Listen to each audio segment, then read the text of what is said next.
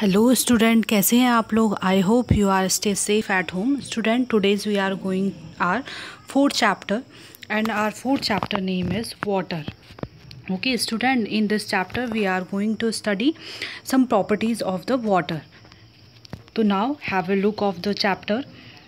The things we see around us can be classified into three categories: solid, liquid and gases.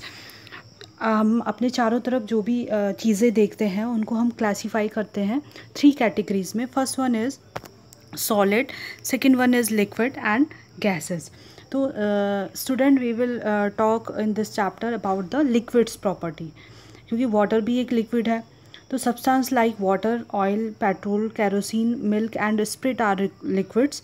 Water is the most commonly use liquid. Let us take a look at the some properties of water. तो first here is A activity. तो first activity is some materials are soluble in water. तो this is activity. We will do some take some step. तो first हमको क्या करना है, take a test tube and fill half of it with water.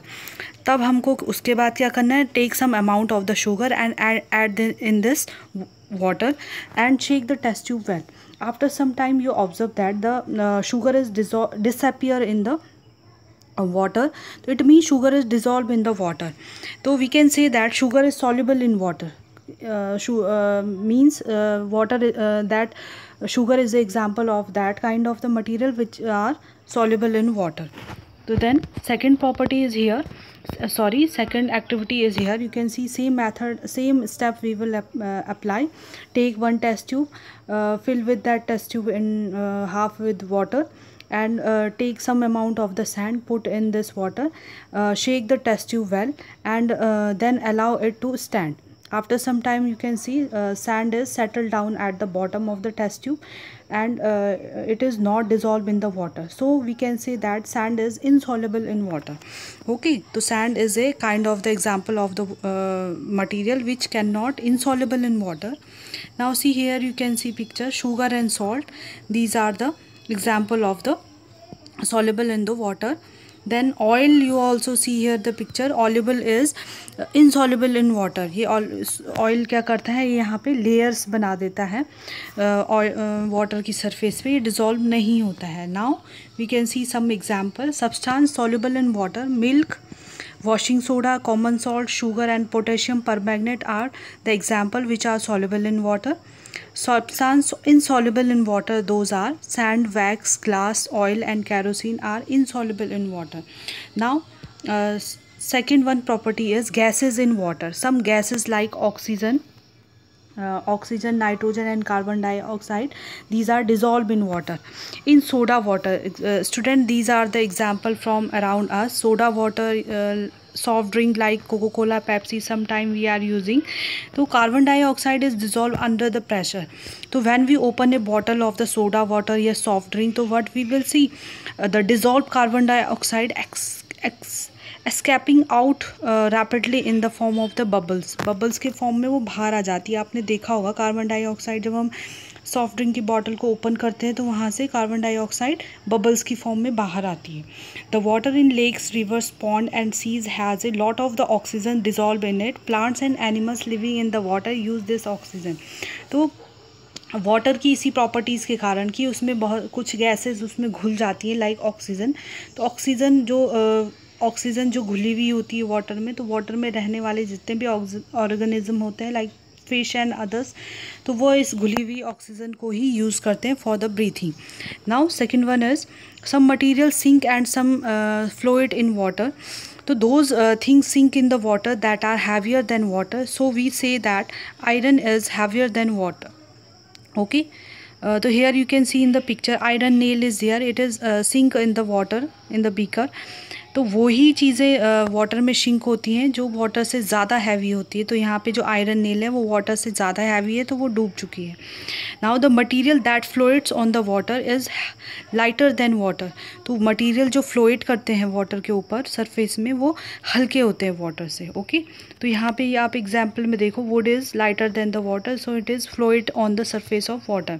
तो substance heavier than water are example iron, copper, aluminium, stone and chalk are heavier than water. Then second one is substance lighter than water. So those are wood, plastic, ice, oil and kerosene are lighter than water. Now student, you can see here in the picture, on the surface of the water you can see these are the plastic toys, wood, these are float on the surface of the water. और ये जो आपको नीचे दिख रही हैं जो sink हो चुकी हैं, these are the heavier than the water, so it is sink into the water. Okay, now go to the next page. You can see properties of the liquid. So water is a kind of the liquid, so it is also having the wonderful properties. तो पहली properties इसकी है कि the water has no fix shape of its own, it takes the shape of the container into which it is put. Okay, तो water का अपना कोई fix shape नहीं होता है, ये जिस भी कंटेनर में रखा जाता है उसी की शेप ले लेता है. तो you can see here you can C container A, B, C, इसमें जो लिक्विड रखा गया है इस लिक्विड ने उसी कंटेनर का शेप ले लिया है. तो ये प्रॉपर्टी है कि लिक्विड का अपना कोई फिक्स शेप नहीं होता है. Second property is liquid has a fixed volume.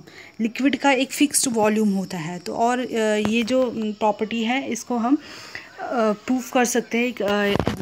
एक एक्टिविटी है यहाँ पे कि we will take the 3 container A, B, C, और हमें क्या करना है, पहले हमें A कंटेनर में some amount of the water लेना है और उसको मार्क कर देना है जहाँ तक वो फिल है. उसके बाद हम क्या करेंगे, A कंटेनर के वाटर को B कंटेनर में पोर करेंगे, फिर B कंटेनर के वाटर को C कंटेनर में पोर करेंगे, डालेंगे. फिर अगेन हम क्या करेंगे, बैक C कंटेनर के वाटर को अगेन A कंटेनर वाटर में एक कंटेनर के बीकर में डाल देंगे उस वाटर को. तो हम ये पाएंगे कि जहाँ पे हमने मार्क किया था पहले वहीं तक वो भरा है. इट मीन्स वो ना ज़्यादा हुआ और ना वो कम हुआ. तो ये प्रॉपर्टी है कि liquid has a fixed volume. Okay, उसको जिस भी कंटेनर में रखा जाए उसका वॉल्यूम फिक्स ही रहता है. तो liquids have a following properties. First one is no fixed shape, it take the shape of its container. Second one is has a fixed volume. Third one is not hard, and fourth one is flows from the higher level to lower level. Now next one is measurement of the liquids. How we can measure the liquids? The liquids can measure by the using various type of the measuring jar and cylinders. The volume of a liquid is measured in the liter and milliliter. Litre और millilitre में liquid के volume को measure किया जाता है. First one is some devices measure only a fixed volume of a liquid. These devices are usually made of the aluminium sheet. कुछ ऐसे devices हैं जो fixed volume को measure करती हैं और ये aluminium sheet की बनी होती हैं ज़्यादातर. You can see here picture is also here 500 ml 200 ml के यहाँ पे डिवाइस हैं. ये ज़्यादातर आपको मिल्क या ऑयल को मीज़र करने के लिए है जहाँ पे हम ज़्यादा क्वांटिटी लेते हैं. नाउ और ये अलग अलग कैपेसिटी के आते हैं, 100 ml 200 ml 500 ml. Second one is some devices measure है desirable volume of a liquid. कुछ ऐसे डिवाइस भी होते हैं जो बहुत कम अमाउंट के लिक्विड को मीज़र करते हैं और ज़्यादातर हमें ये साइंस लैब या फिर आपको केमिकल लैब में देखने को मिलेंगे. These devices are usually made of the transparent glass and have a marking. You can see the picture. ये ट्रांसपेरेंट ग्लास के बने हुए जार हैं और इनमें मार्किंग की गई है. Okay, now water dissolve many substance in it. It is one of the most common and useful liquid around us. This water face a threat as most of it is getting polluted. तो water is very precious, we must keep it clean. Water को हमें एक threat है, means खतरा है human being से, because we are getting to pollute the water. तो हमें वाटर को पोल्यूट नहीं करना है. Water is very precious, we must keep it clean. तो student, this is enough for today. We will meet on next video. Till then take care and good bye.